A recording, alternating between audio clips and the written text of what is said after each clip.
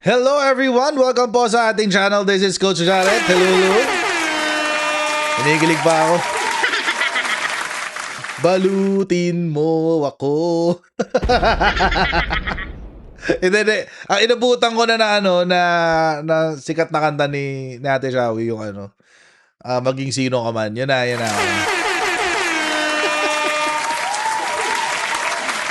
Ayun na inabutan ko eh.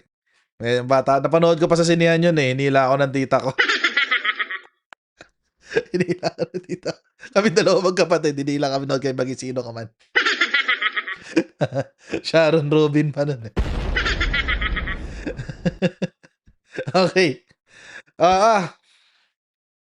Naku, sobrang luma na Mr. DJ Vancouver Gem. Hindi ko inabutan yan. Bata pa si Shawi dyan eh. Bata pa si Shawi dyan. Hindi ko inabutan yan. Anyway. So yun. So yun yung yun yung inabutan ko. Yung wag kang mag-isip ng paman. Yun yung inabutan ko. Anyway, okay lang yun. Shoutout ulit kay kay Ate Shawi. Salamat sa pagsilip o panonood sa ating live stream kanina. Secret po sa pagpapayat ha. Pa-share naman. Talaga di ba get over eh. Ang payat niya eh. Oo. Anyway. Game! Pag-usapan natin itong kasi may bago ako nag-start mag-live. May sinabi na namang kabobohan to si Sara Duterte. Pero bago natin pag-usapan yan, syempre magsisingit muna tayo ng isang topic na hindi konektado kay Sara Duterte. Balik tayo kay Rodante Marcoleta. Balik tayo kay Rodante. Sabi ng Julia Chikiguchi, ayoko si Robin. Nung nung panahon ng maging sino ka man, artista lang siya. Kaya pa siya noon, idol pa siya noon, bad boy of Philippine cinema. Okay pa yun. Pero ngayon senador na siya, wala nang gano'n, wala na. Wala na. Hindi na idol. Lang siya. Dito, duli. Hindi na siya idol, duli na lang siya, duli. Anyway. Baligtaran ng idol, doli. Okay.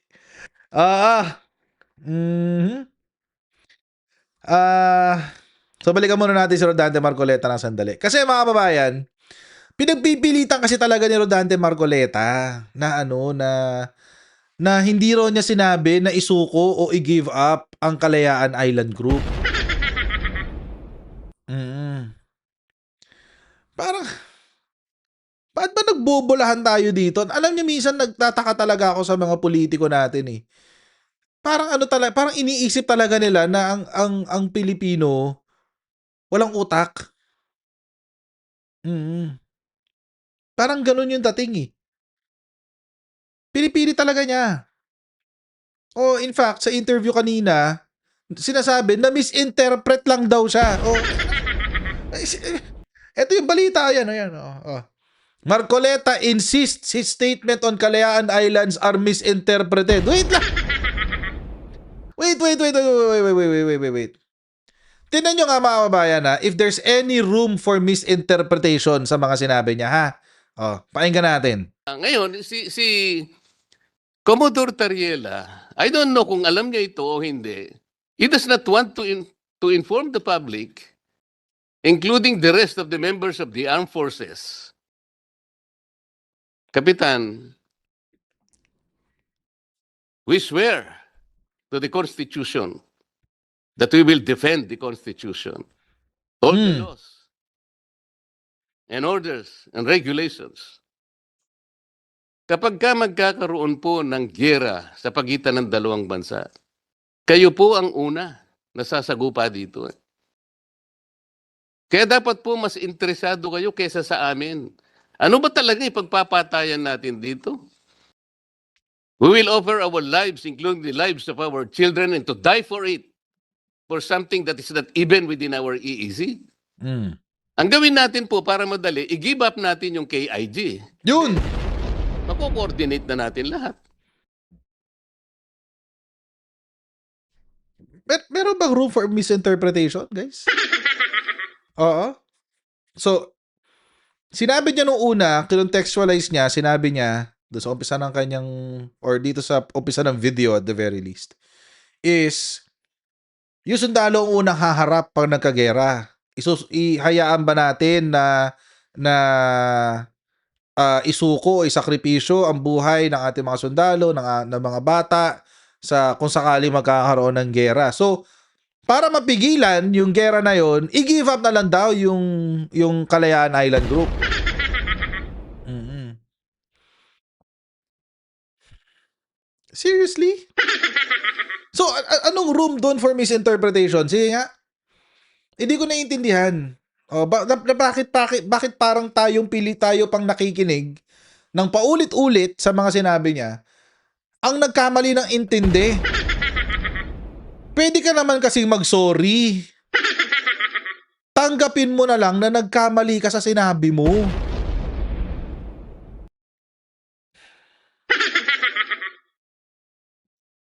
Hindi ko naiintindihan kung saan humuhugot ng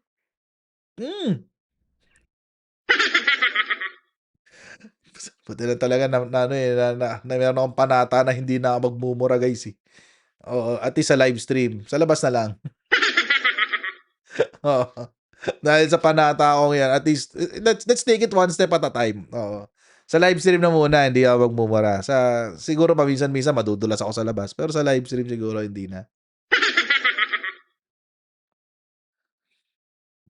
'Di ba? Bakit parang tayo yung kailangan mag-adjust ng pagkakaintindi natin sa sinabi niya? Hindi ba puwedeng aminin na lang niya na nagkamali siya?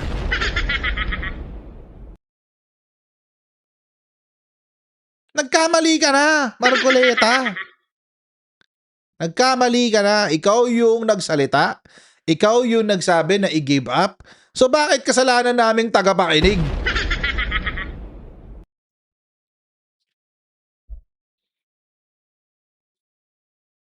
Oh.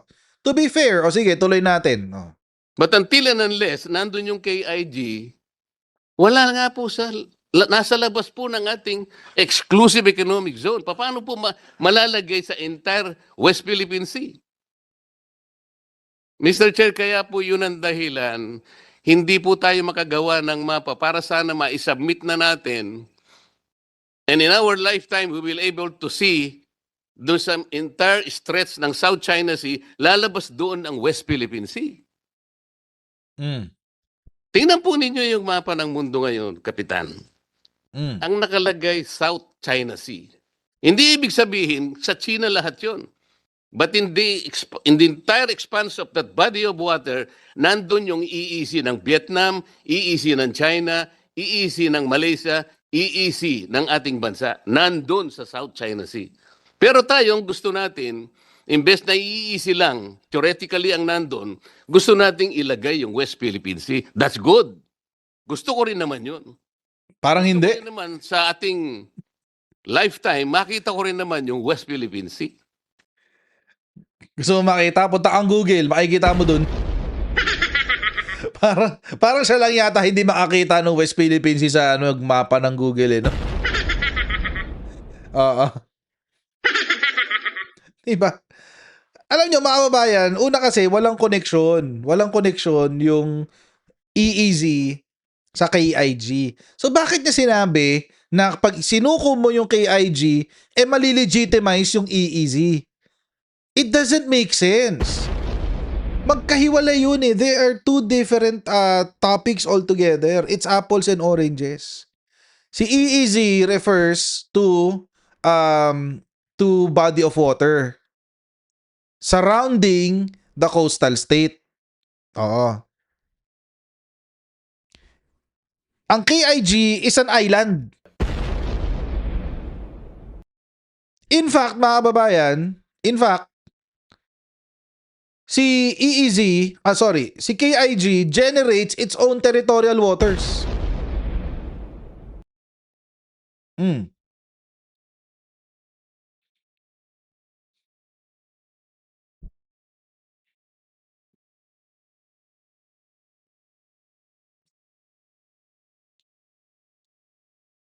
So, anong connect? Paano naglo-loading, eh, walang maayos ang internet ko, hindi ako nag-aano.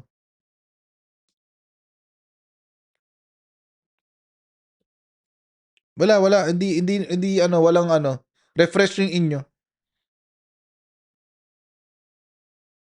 Refresh niyo yung inyo.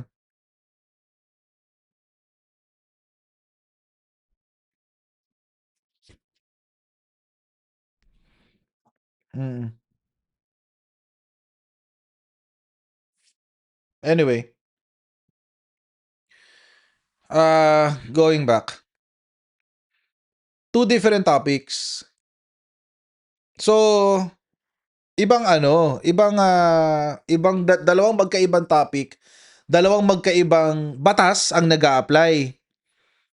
Oo. Yung sa EEZ, ang nag-a-apply doon is the UNCLOS. Mm. UNCLOS yun. United Nations Convention on the Law of the Seas. Mm. UNCLOS yun. Yun doon sa EEZ. Yung sa ano, yung sa tawag dito, yung sa KIG, 1987 Constitution yun. Mm.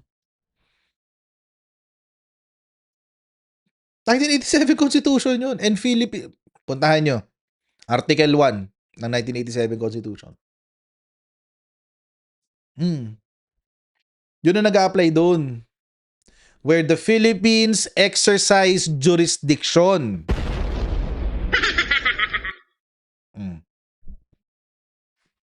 Diba?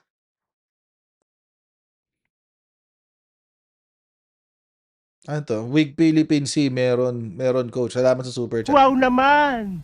Wow! Wow! So, actually, 12 nautical miles, tapos meron ka pang contiguous zone, after nun, meron kang EEZ. So, di ba?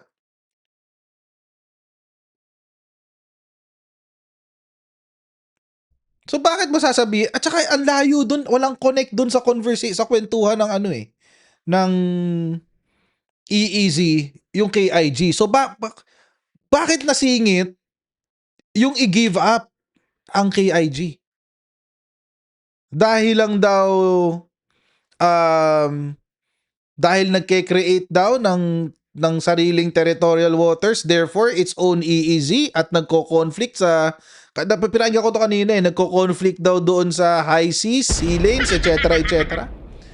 Alam mo mga kababayan, palusot na lang yan eh. Palusot na lang yan. Baka kasi ang tinuro sa kanya ng Chinese Embassy Manila, isingit mo yung KIG ha. Singit mo yung KIG na bitawan na ng Pilipinas yung KIG. Sige mga kababayan, theoretically, sabihin natin, binitawan ng Pilipinas ang KIG. Makalagay nyo, sino magte-take advantage no? Di ba?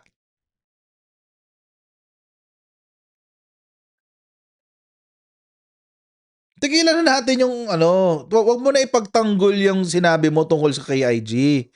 Kasi nabisto ka talaga doon. Mag-sorry ka na lang. In fact, kung meron man dapat umalis, etong mga Chekwa na nandyan sa Scarborough Shoal, yun nandyan sa, sa Bajo de Masinloc, sila yung dapat umalis. Kasi walang isla doon. Mga reefs yun na sinira nila at ginawa nilang artificial islands. Take note, ginawa nilang artificial islands yun lahat nung panahon ni Rodrigo Duterte. Imagine, sa loob ng 6 na taon, nagkaroon ng artificial islands doon. Nagkagulatan na lang tayo. Sinikret pa ng hayop na Rodrigo Duterte talaga. Hayop.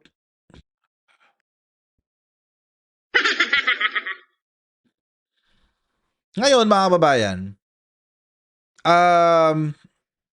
merong isang dating senador na sinopla bigla itong si Rodante Marcoleta. Total naman, gusto niya makipag-debate, bakit hindi lang siya makipag-debate sa kapwa niya abogado?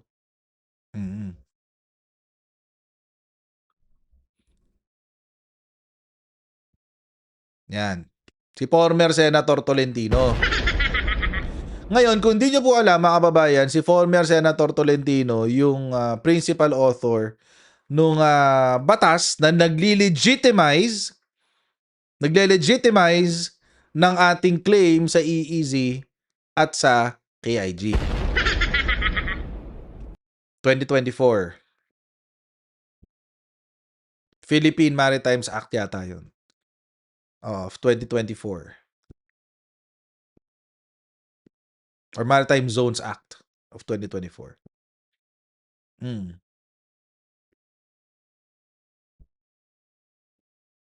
Ito ngayon yung reaction niya sa sinabi ni Rodante Marcoleta. Nakapwesto na ang Lele Pauna dito sa ating studio dahil makakausap po natin via Vibers, tama ba? Si dating Senator Francis Tolentino. Senator, magandang gabi po. Tony Enrica po ito. Ay, magandang gabi po, Sir Tony, Ma'am Rica, at yung mga taga-subaybay. Hi, Senator. Been a long time. Thank you po for answering our call, sir. Kanina po, kanina lang po, mabuti pinaunlakan po kami ni retired Vice Admiral Undersecretary Alexander Lopez ng National Maritime Council para nga follow up namin kung meron na hubang galaw yung paggawa ng bagong mapa at yung implementing rules and regulations doon sa dalawang batas na kayo po ang nag-akda. Sa tingin niyo ba, Senator, dapat by this time nagka-IRR na or talagang napaka-komplikado hubang gawin nun? Hindi naman po, kasi ang tinutukoy niyo siguro po ay yung Republic Act 12064 at yung Republic Act 12065. Yung 12064, ay mali po yun. Halos wala na pong kailangan doon na implementing rules. Kasi po yun ay kabahagi po yun ng arbitral ruling at bahagi rin po yun ng matagal ng UNCLOS, 1982, 1984 pa. So, domesticate lang natin through local legislation yung mga nilalaman ng UNCLOS. Yung nilalaman po ng baseline law natin, yung RA 9552. Yung pangalawa, yun medyo komplikado. Yung sea lanes. Yung Archipelagic Sea Lanes Law, kasi po yun, sasubmit pa natin sa International Maritime Organization na nagmi-meeting lamang tuwing Hunyo. Okay. At sila po ang mag-a-approve doon kung yun po ay pasado sa consultation. Ang Indonesia po, yung kanilang Archipelagic Sea Lanes, inabot ng 2 taon. So yun medyo komplikado. Yung isa, hindi po. Matagal din pala. Pero kanino hubang, aling batas huba ang kailangan pagbasihan kung kailangan gumawa ng bagong mapa? At I'm asking mapa only, Senator, kasi hinahanap po ni Senator Marcoleta yung mapa. Bakit na wala tayong maipakita para nandun daw nakatatak yung West Philippine Sea? May pagbabasihang batas yung... Category error po yun. Ha? Category error, with all due respect. Kahit po ang personal opinion niya ay personal niya, wala pong basihan po yun sa international law. Ang ating pong karapatan will arise from the coordinates of the maritime zones. Ano po yung maritime zones? Yun po yung territorial sea, contiguous zone, exclusive economic zone. So, ibig sabihin po nun, yung po mga nabanggit ko, base po yun sa baseline, yun po ay may longitude and latitude. Yung portion po ay yung Amianan, base point. Yung southern ay sa Tawi-Tawi. So, yun po yung mapa, yun po yung may coordinates, yung pong nilalaman, hinahanap nyo siguro yung West Philippine Sea, ay nakapaloob po yun sa ating exclusive economic zone. Pero... Ay, na po, yung 2016, correct. na arbitral court. At yun po, sa UNCLOS ay ipso facto, automatic. Pag may baseline na po tayo, ang baseline po natin, 1992. Pero ang original baseline natin, 1961, inamendo 1968, at ito pong 1992, ito na yung klaro, kasi meron na pong UNCLOS. Ano po yung ginamit yung termino, Senator Tol? Sorry Category error. Ano? Categorical error. Entitlements, ang ating obligasyon, ang ating karapatan, ay lumalabas po at bumubukal sa mga maritime zones. Na meron tayo. Ang UNCLOS po, ang International Law of the Sea, United Nations Convention on the Law of the Sea, ay patungkol sa mga maritime zones. Kaya po yung ginawa nating batas ay Philippine Maritime Zones Law. Yung coordinates po noon ay nagmumula po doon sa baseline na sinabit po natin sa United Nations noong 2009, March 14 to be exact. Ngayon, ito pong Philippine Maritime Zones Law ay inuobliga din po ang ating pamahalaan ng isubmit yung coordinates muli at yung batas sa United Nations Secretary General. So wala pong binabanggit doon na mapa. Pareho po ito ng Gulf of Tonkin. Gulf of Tonkin sa Vietnam. Wala pong coordination. Oo. Wala pong East Sea sa Vietnam din. Wala pong coordination. Ang coordinates po ay sa mga maritime zones. Yun po ang law of the sea. Kaya mawalang galang na po sa mga personal na opinion, maring personal opinion, pero ang tama po ay kung ano po ang nakalagay sa international law. Pero kahit na malinaw po yung paliwanag ninyo, ayaw ho ata tanggapin din ng ibang mga nakaupo ngayon sa Senado dahil napakasimple ho ng gusto nilang explanation. Ang ating pong exclusive economic zones ay 2.2 square kilometers. Ang ating pong West Philippine Sea ay mahigit pong 300 square kilometers. So yun po, nakapaloob po yung ating West Philippine Sea doon sa ating exclusive economic zone. Ang basihan po ay yung baseline po ng Palawan, yung mga palabak baseline point. Tatlo po yun. Baseline 69, 70, and 71. Yan po yung West Philippine Sea. Kung hanapin nyo sa mapa, ay mag-google na lang po siguro.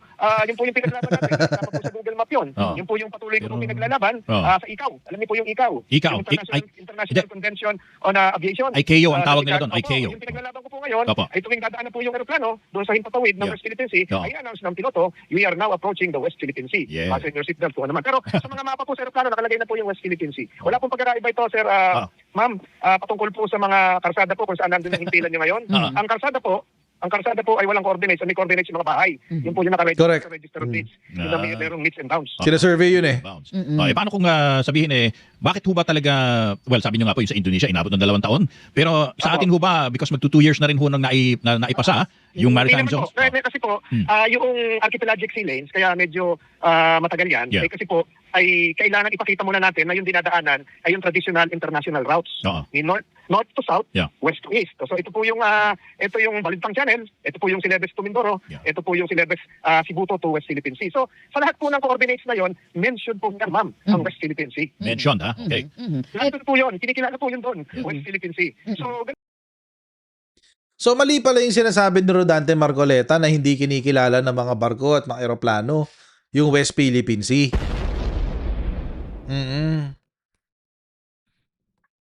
Mali pala. Sinungaling pala talaga si Marcoleta. Sinungaling pala talaga si Marcoleta, guys. Oo. Kasi mali naman pala yung sinasabi niya. Kasi di ba isa sa mga sinasabi niyo, nire-recognize ba ng mga barko, nire-recognize ba ng mga eroplano ang West Philippine Sea? Apparently, sa mapa ng mga barko at eroplano, West Philippine Sea na yung nakasulat.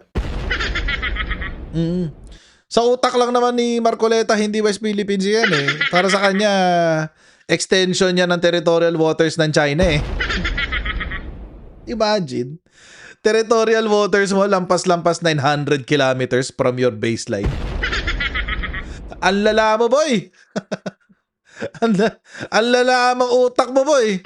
Ang nakakatawa dito, ang gustong gawin ni Marcoleta, mag-justify ang Pilipinas kung bakit kailangan West Philippines yan tawag dyan, kung bakit kailangan siguruhin na yung mga mapa natin na maayos, ganyan. Okay na ba yung mga mapa na... Parang Pilipinas pa may kasalanan eh, no? Parang ganun. Parang Pilipinas pa may kasalanan kung tawag dito, na tayo yung tumatawag doon na West Philippine Sea. Pilipinas pa talaga may kasalanan eh, no? Ang weird. Sobrang weird, guys. Sobrang weird. Kasi, di ba dapat yung China ang nagpapaliwanag kung bakit sila nandyan? Hindi ba sila dapat ang nagpapaliwanag kung bakit yung mapa nila, kiniklaim nilang territorial waters yun? Di ba? Bakit Pilipinas ang kailangan magpaliwanag? China dapat ang nagpapaliwanag. Pero ang gusto nitong mga DDS senators na yon, ang gusto nitong mga DDS senators at saka mga bobong DDS na yan, lalo-lalo yung mga influencer nila na peking international relations experts, ang gusto nila, Pilipinas ang mag-justify.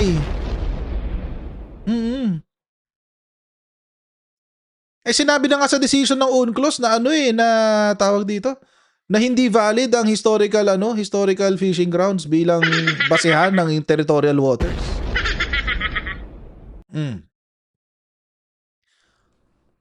Sasabihin ng mga DDS, hindi naman valid yung arbitration ruling kasi hindi naman nag-participate ang China. Well, regardless if they're not a participant, kung hindi sila nag-participate, they lost by default. Bakit? Signatory sila sa UNCLOS eh.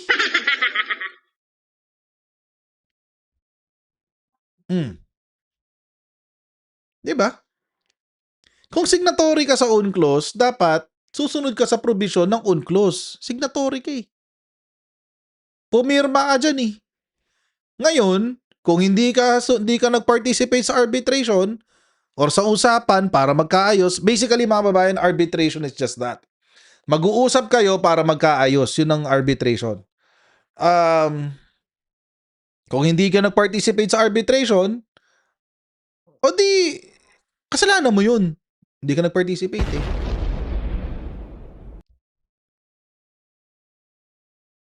Kasi sa utak ng mga Chekwa na to, sa utak nila, akala nila, kapag nag-participate ka, sinusuko mo yung rights mo. Hindi.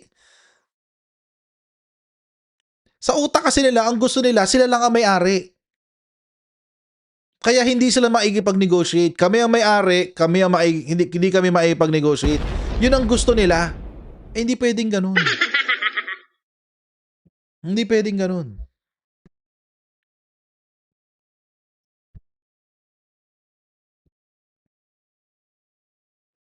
Nananahimik tayo dito. Tayo yung pinapasok, tayo yung ginugulo, tapos tayo pa magpapaliwanag sa pulis. Bobo kayo. Mga DDS kayo. Tatangan nyo. Tuloy. Yan din po, yung naipanalo natin, ito pong huling submission naman ng DFA, patungkol naman po sa extended continental shelf. Yeah. Yung beyond 200 nautical miles. Ang ibig sabihin po nun, ang pinag-uusapan na lang ay yung beyond 200 nautical miles natural prolongation. Hindi na po pinokontext yung nasa loob ng 200 nautical miles. Sa Yung atin labas na claim natin. Automatic. Yung nasa loob po, west of Palawan, ayun din po ang West Philippine Sea. Yeah. Pero doon din po kami magtatanong, Senator, kasi Opo. wala pong maibigay na mapa dahil hindi pa nga daw po matapos-tapos yung usapin tungkol dito. Wala po ba tayong malinaw na Siguro masasabi? po, yung na-interview nyo, hindi rin naintindihan yung sagot. Hindi rin alam ko yung sasagot. Kaya nagkagulo-gulo na ganyan. Hindi po kailangan ng mapa. Ang mapa po ay mula sa baseline coordinates natin 1992 pa. Yun po malinaw. Alam naman po natin kung saan yung edge ng 200 nautical miles. Oho, Kaya tapos na po yung usapin ng 200 nautical miles. Ang pinag-uusapan natin ngayon ay yung extended continental shelf. Na alam tayo, beyond 200 nautical miles hanggang 350 nautical miles. Yeah. Yung seabed subsoil, tayo po may sovereign Alam rights. pala Yun po yung huling submission natin, Yeah. 2024 sa United Nations. Oo. Alam pala, may tatanong pala ako on a personal note no, kay Senator Tolentino. Nung time ho ba na binabalangkas nyo at may consultations kayo sa paggawa nitong dalawang batas, did you ever visit the Kalayaan Island Group? Ako po ay nakarating sa Kalayaan 1998. Presidente pa ho noon si Erap. Okay. Ako po ay miyembro ng National Defense College, yung class namin, class 33. Opo. Pumunta po ako ng Kalayaan. Nagdala po kami ng mga pagkain. Yeah. At ako hindi ako nagkakamali ay DHF pa. VHF. Sa ating mga kasundaluhan. Nagbilyar pa ho ako doon sa Kalayaan Municipal Hall. So you're familiar? Matagal na ho yun. Palagay ko po, ako po yung kauna-unahang naging senador nakarating sa Kalayaan Island Group. So you're familiar with the area and you can say na talagang atin po ito, teritoryo po natin ito. Oo. So wala hong dahilan para sabihin ng isang senador na mainam pa na isuko or i-give up na lang natin ito. Senator, Nawala. try teka. Medyo na po ito. Ayusin natin. Hahawak lang si Hana dun sa kable ng kuryente. Para lumakas ma-establish yung signal. connection. Senator, narinig niyo pa kami? Senator? Narinig ko po kayo. Opo. Opo, So, yan, opo. so kung kayo po ay familiar with the Kalayaan Island Group, wala hong saysay na masabi ng isang incumbent senator na mas mainam pang i-give up muna natin ito tsaka na lang natin kunin ulit. Senator, we're losing our connection kay Senator Francis Ayaw kasi Tolentino. lumawak ni Hana doon sa kawad ng Oo. kuryente, sinasabi ko na. Oo. Senator, can you hear me? I can hear you. Medyo choppy lang po dito. Opo, Like, yan. like the, Narinig ko na kayo. O ngayon, Opo. mainam ho ba na banggitin ng isang senador na dapat i-give up muna natin yung Kalayaan Island Group saka na lang natin kunin pag meron na ho tayong exact coordinates? Ay, ginib up po. Ganito po yung gusto niya i-give up. Gusto niyang i-give up yung pinanalo natin sa 2016 arbitral ruling. Mhm. Kasi pasok po yung Kalayaan Island Groups doon po sa 200 nautical miles exclusive economic zone. Gusto niyang i-give up yung ginawa po nating batas na Republic Act 12064. Gusto niyang i-give up yung Republic Act 9255, yung pong baseline law, na in-affirm na po ng Philippine Supreme Court, yung Magallona versus Ermita. Aha. Magallona versus Ermita. So gusto natin i-give up yun. Eh, pag give up po natin yun, parang binigay na po natin yung ating soberenya sa ibang bansa. At parang give up din po natin, atin pong ni-renounce, yung UNCLOS, which is the Constitution of the Oceans. Yeah. Dahil sa UNCLOS po, yung 200 nautical miles, sinabi ko po kanina, 5 minutes, 10 minutes ago, Opo. ipso facto. Ipso facto, automatic na. Even without doing anything. Atin po yung sovereign rights po tayo. Ano po ibig sabihin ng sovereign rights? Nalilito sa iba eh. Sovereignty. Ang sabihin po ng sovereign rights, exclusive rights. To use, to exploit the resources. Oo. Yes. Ngayon, Senator, dahil hindi na ho kayo Senator sayang, no? Hindi po tayo pinalad. Pero, Meron po tayong mga libro, padali lang ko po kayo patungkol dyan. hindi po gusto ko debate. Debate, makipagdebate. Kayo ho naisip ko na dapat Hindi isalang. naman po, ang ating karapatan na ibinigay ng Hindi international na pinagdedebatehan. law, UNCLOS, si Senator Arturo Tolentino pa ho yun, Opo. nung panahong yun, Yeah. yung ating pinanalunan sa arbitral ruling 2026 is no longer subject to debate. It is automatic. It's part of international law. In international law, recognized by almost all countries except China. Ito ho natin pagdidebatehan. Correct. It's part of international law. Hindi na pwede pagdebatihan yan. Huwag na pagdebatihan yan. Di ba? Tama si Popoy Stop indulging Marcoletas nonsense. Don't debate on him about Philippine sovereignty. His hopeless lesson learned no more Duterte and allies in 2028. Salamat sa Wow super chat. naman! Wow! Wow! Pero alam nyo kasi mga kababayan, tayo naiintindihan natin yan. Pero may may mga ibang Pilipino na kapag hindi mo inaddress o kapag hindi mo sinagot yung ganyang klaseng kabobohan na kinakalat ni Rodante Marcoleta, papaniwalaan nila yan. At pinaniwalaan nila, o di tapos ang boxing. So, kailangan pansinin at kailangan sagutin. Pero let us not debate on what is already established as part of international law. Parang ganito lang yan, mga babayan. Yung mga DDS, sinasabi nila, pointless pagdebatihan yung impeachment na dinismiss at tinawag na unconstitutional kay Sara Duterte. Kasi nag-decide na yung Supreme Court dyan. Wala na tayong magagawa. It is what it is. Pointless na pagdebatihan yan. Huwag na natin pag-usapan yan. Diba? Sasabihin ng mga DDS yun. It's the same thing sa arbitration ruling. Pointless sa pagdebatihan yan. It is part of international law. Kapag pinagdebatihan pa yan, magkakaroon ngayon ng mentalidad ang mga Pilipino na, ay wait, hindi pa pala final. Pinag-uusapan pa ni Marcoleta tsaka na kung sino kadebate niya. Di ba?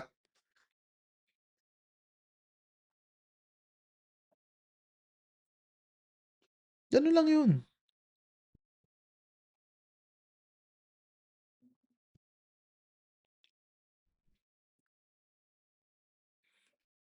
If you do that, you're actually playing into the hands of the Chinese Communist Party. Pag nakipagdebate ka, yun ang gustong mangyari ng Chinese Communist Party. Para pagdudahan yung desisyon ng yung arbitral ruling. We don't have to. Parte na yan ng batas ng international law. Na sinabi nga ni Attorney Francis Tolentino, nire-recognize ng buong Pilipinas ng buong mundo maliban sa China. Yun, ang ginagawa po nung iba ay ini-implement uli yung dapat sigurong ginawa ng China na hindi sila nag-participate doon sa arbitral court sa The Hague. Correct. Mali po yun. Ay bubuhayin niyo pa ho yung pinanalo natin na invalidate yung 9 line, na-invalidate yung historic rights. Bakit po natin pagdidebate? Non-debatable na po yun. So, kailangan po ngayon ay implement po natin yung Philippine Maritime Zones Act at yung Archipelagic Sea Lanes Law. Opo, baka kailangan po ng kopya ng libro nung kind senator at saka nung sa ano na rin sir, sa gumagawa ng mapa natin. Ginugulo lang po ng iba. Ginugulo lang. Lalo na doon sa hindi nakakaunawa, naggalibol, nang hindi nakakaintindi, ay nadi-distort na ho yung issue. Non-negotiable na po yun para pong bandera ng Pilipinas. Ano lang po yun, Luzon, Visayas at Mindanao, yung ating mga Estrella. Pumatol si Justice Tony. Go daw po si Justice Carpio, sir. Makipag-debate, ready daw si Justice Tony. Kaya inahangaan po natin si Justice Carpio. Opo. Senator, magandang gabi po muli sa iyo at maraming salamat. Good to hear from you again. Ayun. Pero mukhang inatrasan ni Marcoleta si Justice Carpio. Inatrasan niya. Kasi ang gusto ni Justice Carpio, tumutok lang dun sa the legal basis ng EEZ. Ang gusto ni Marcoleta, lahat pag-usapan. Hindi naman pwedeng ganun. Hindi ka naman pwede makipag-debate tapos lahat pag-uusapan. Meron kayo isang subject. Meron kayo isang topic of the debate. And then, doon lang kayo iikot. Kasi alam nyo, mga kababayan, alam nyo ba't hindi tinanggap ni Marcoleta yon? Yung isa lang ang pag-uusapan. Kasi si Marcoleta, ang strategy niya sa pakikipag-debate, ililigaw kanya sa iba't ibang topic. Halimbawa, ang pinag-usapan, West Philippine Sea, di ba?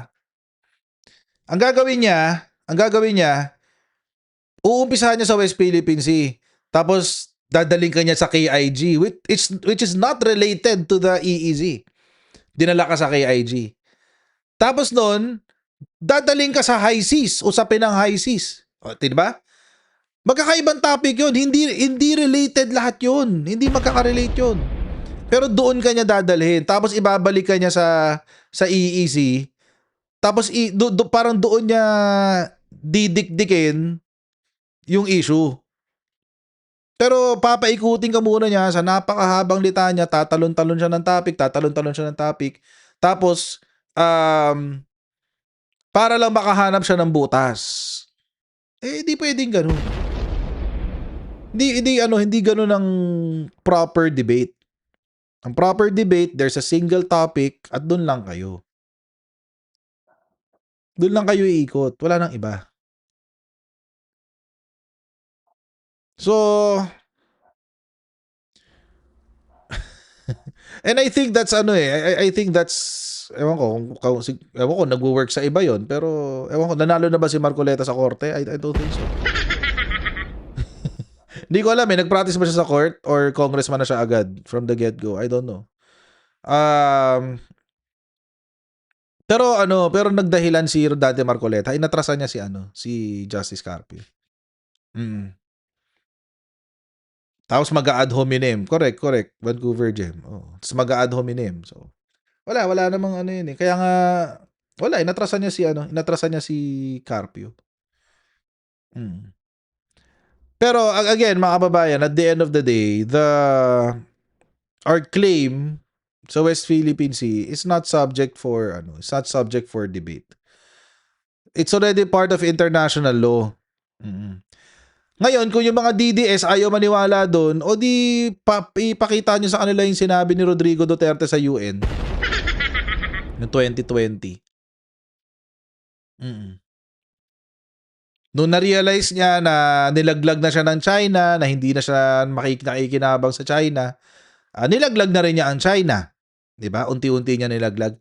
Inuna niya sa West Philippine Sea. Sabi niya, the West Philippine Sea, the arbitral ruling is now part of international law. Diba? Sinabi niya yun no 2020, 2021. Either of the two. Tapos after noon, 2021, binalik niya yung VFA. Bakit? Kasi wala na eh. Wala na siguro siya nakukuha ang pera sa China. So, dinilaglag niya. Ganun.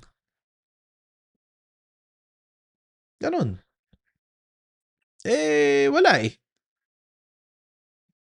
Ganun talaga.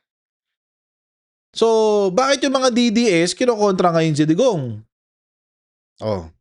Si Digong nga, kinokontra din niya yung sarili niya. After niya sabihin yun, nung pagbaba niya, anong sinabi niya? Tubig lang yan. Minayaan ko na lang makuha nila yung tubig na yan.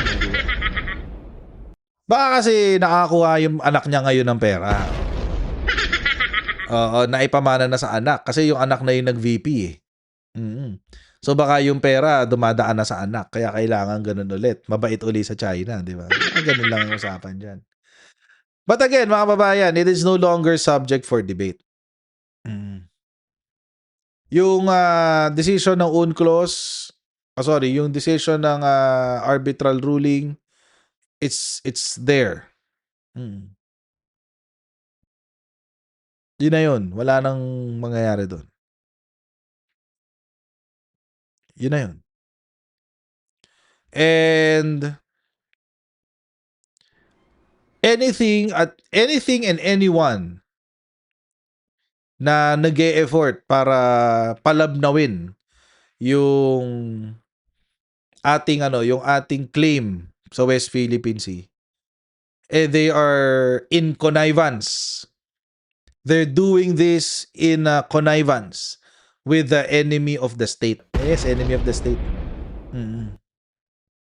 They should be treated as enemies of the state. Kasi hostile country yung China eh. Hostile against the Philippines. At kapag pinaglalaban mo kung ang pinaglalaban mo ay ang ideolohiya at prinsipyo ng isang hostile country, dapat itrato kang enemy of the state.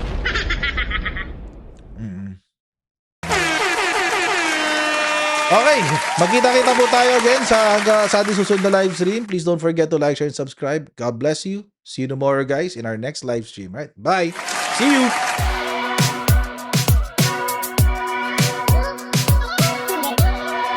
O ganun. Natin gawing tanga mga Pilipino. Mas maganda kasi nasa lugar ka ng tama kaysa yung pinipilit mo yung pagkakamali.